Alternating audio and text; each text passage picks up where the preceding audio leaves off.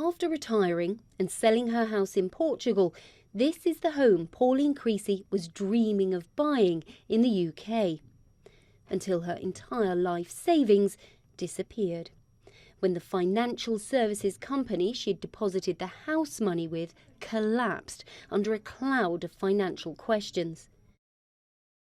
Nearly £500,000 lost.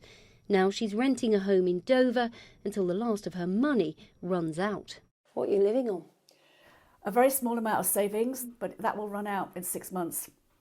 Just absolutely gutted, and I did not expect at this stage of my life. I've worked hard for 40 years, and I just think I'm back at square one. I feel like a student again, living in rented accommodation, and it may get worse. We may not even be able to afford a place like this in 6 months' time.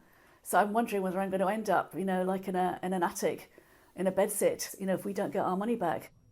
Pauline had deposited her money with financial services company Premier FX. She trusted them because they were regulated by the British Financial Services Authority to operate in the UK.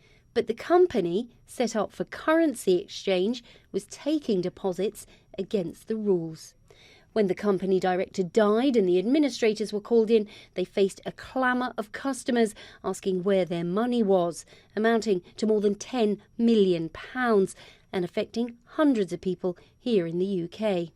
There was absolutely ample opportunity for the FCA to do proper checks, which they claim they do checks on every online authorisation, but we think the checks are not being done or not being done adequately. At a Treasury Select Committee, Charlie Elphick, MP for Dover, asked why the FCA failed to pick up on irregularities.